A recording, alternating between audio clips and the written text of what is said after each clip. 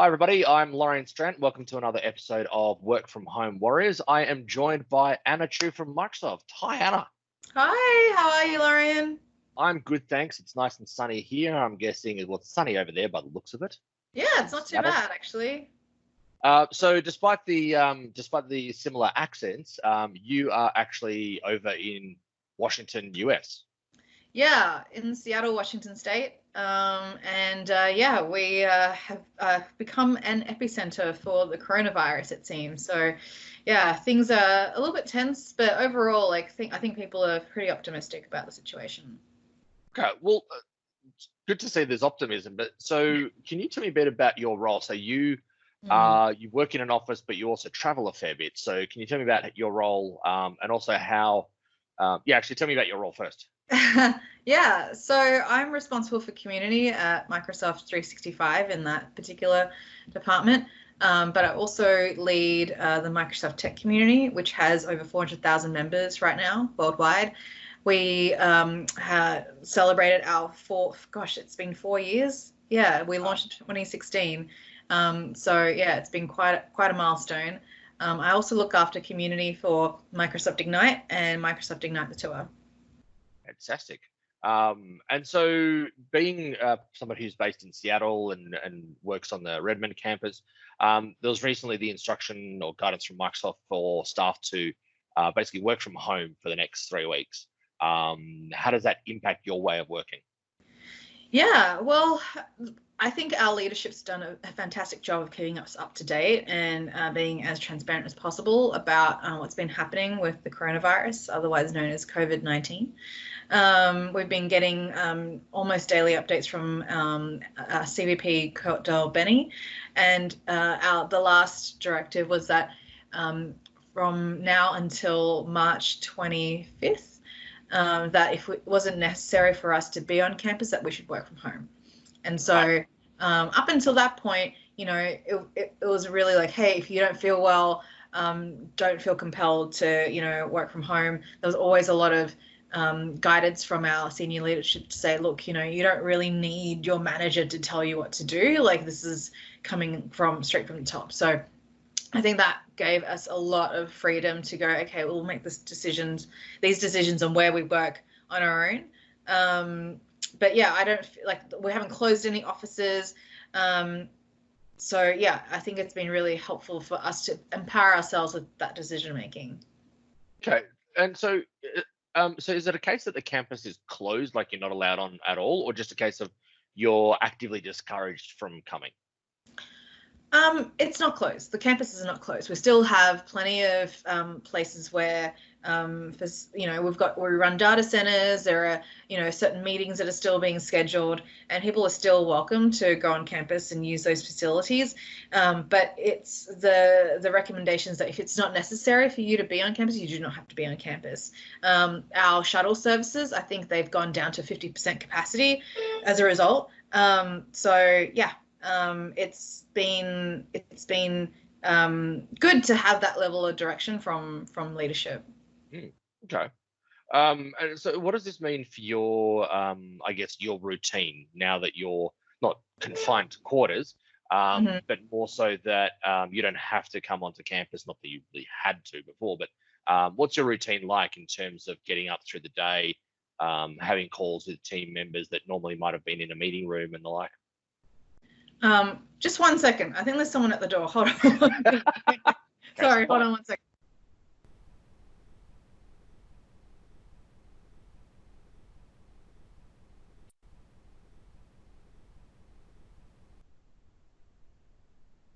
Okay, I'm back. Sorry, I don't know if you heard the doorbell ring, but I did. I was like, I know what that is. I know it's an Amazon delivery. And so there's a benefit of working from home now without having to travel so far. But that's right. Yeah, shit. It has to be right now. Immediate benefit. Well, no, I think it shows case in point. You can receive your deliveries. Yeah. I don't have a doorman or anything. Literally, it's just me at home. So that is a benefit of working from home. The fact that I can actually get my deliveries now. So that's a benefit. What was the question? How does that affect your routine now that you've got to work from home? Well, okay. So actually, I'm actually really pleased personally that we have been given this directive to work from home, because I feel like now I can actually get a little bit more balance between my personal and my work life. Luckily, a colleague of mine, he carpools us to from work most days, but still, like, that'll still take a solid hour and a bit of my commute. And because I'm carpooling, it's not time for me that I would normally take on public transport where I'm by myself. I have to engage with this person, have a chat, and it's all well and good, and it's really fun. But at the same time, I lose that time to either just, I don't know, self-meditate or listen to a podcast or do whatever it is I need to do. And so now that I have this time that is completely mine in an environment that I can control, I can be on top of my fitness goals a little bit more. So I do spin class in the mornings, and can find time to do yoga in the afternoon. That being said, check in with me in 3 weeks' time, and I might have gone batshit crazy. Like, that's the other thing too. But I'm really looking forward to it. In terms of my setup at home, I've got a standing desk. That's always been important for me. I don't know if you can get these in Australia, but in the US, like, normally these things would cost over $1,000, but I could get one at IKEA for like $500, which is like ridiculous. And it's not even one of those cranky ones. Like, you just press the button and it like goes up or down. We do have that technology here, yes.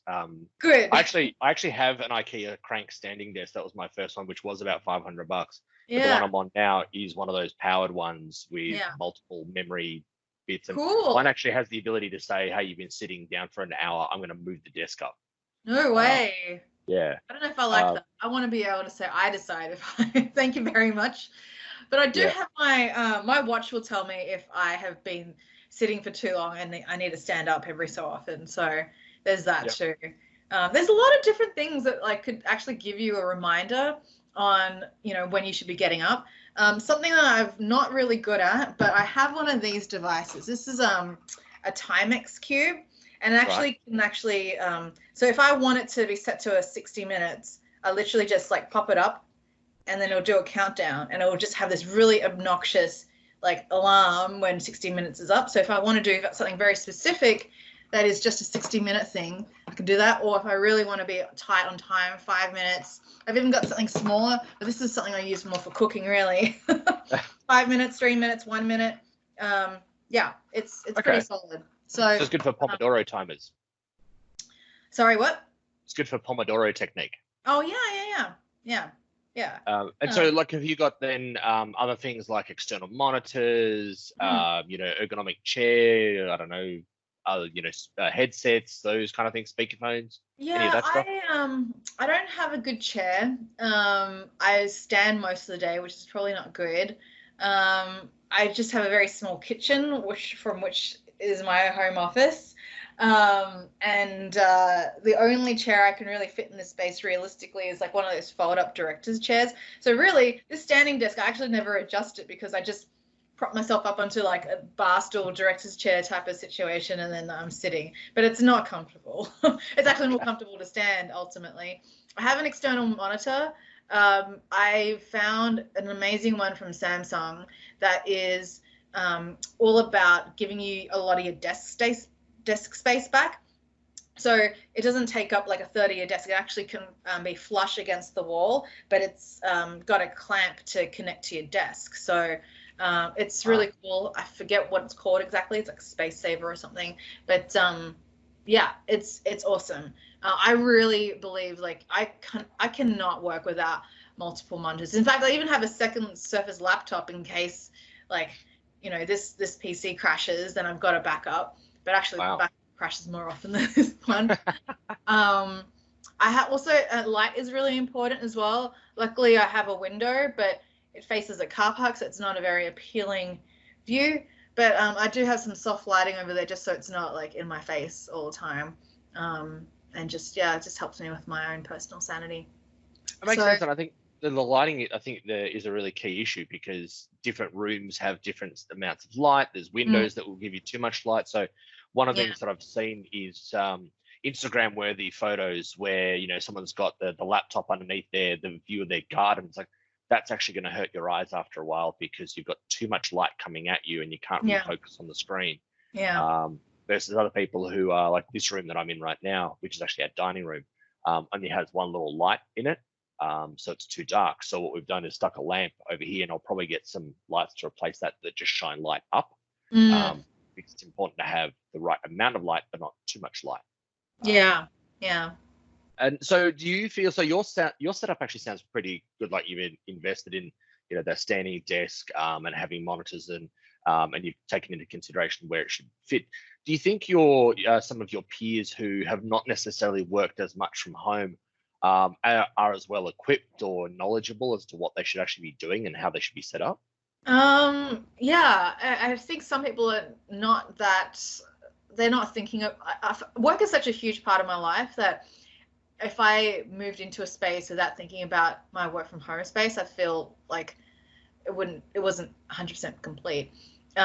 Even when I moved into my first apartment in Seattle, I was very adamant that I knew exactly where my desk was going to be and where my monitor was going to be. I don't even care about the TV. Like, I didn't watch a lot of TV. That's changed since I moved here.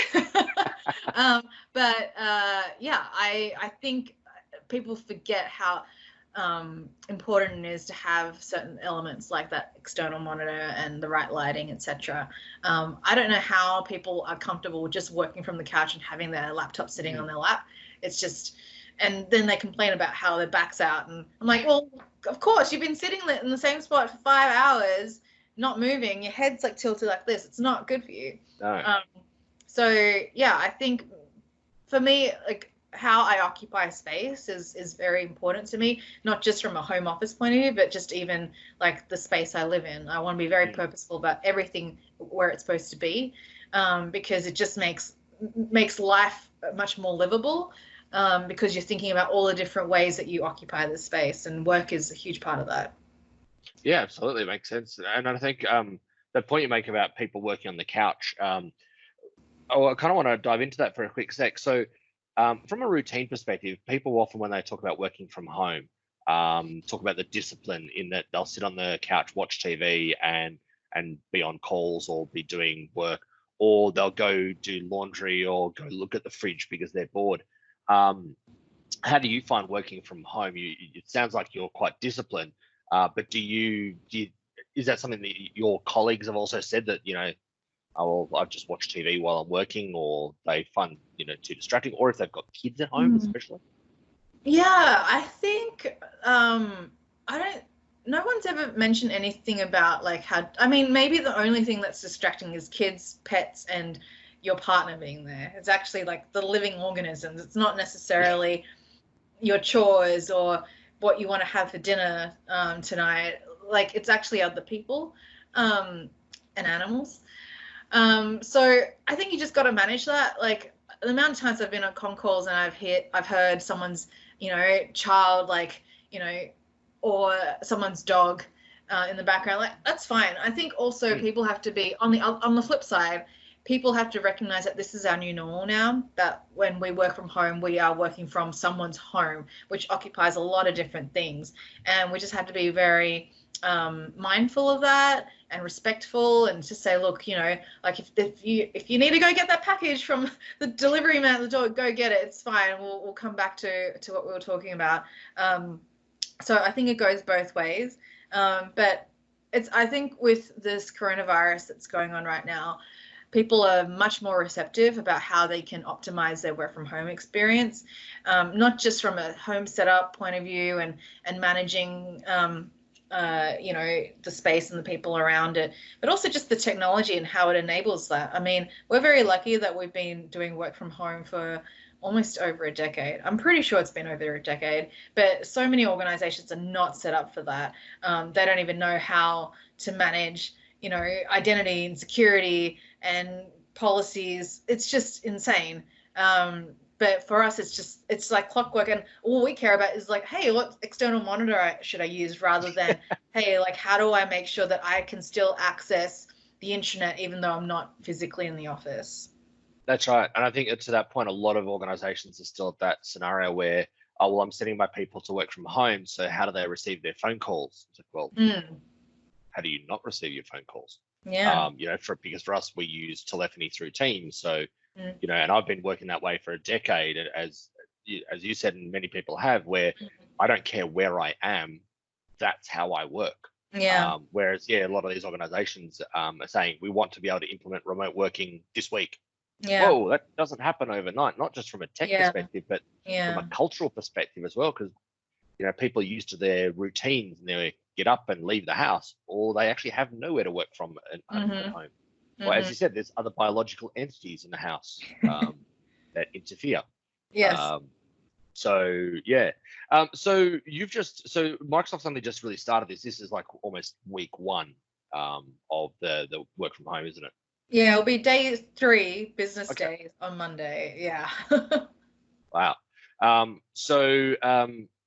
say, I guess, thank you for your time, and best of luck so you don't go stir crazy or buy too many things off Amazon. No, I don't think so. I just bought a few things that were critical to my sanity, including a really great espresso machine. I mean, there's a coffee shop just down the road from me, but I felt like, you know what, the universe is telling me I need to get this coffee machine. I've been thinking about it for months now, and I just need to buy it. There you go. Yeah. Yes. Well, hopefully you don't run out of coffee beans like they're running out of toilet paper in Australia. Yeah, I think that would actually cause much more of a stampede, in my opinion. Loss of coffee. Well, I mean, those two things go together, but at the same time, you really want to make sure you have plenty of both. Yes, that's right. That's right.